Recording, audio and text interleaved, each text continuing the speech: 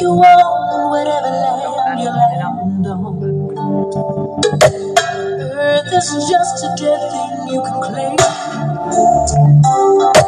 But I know every rock and tree and creature has a life, has a spirit, has a name.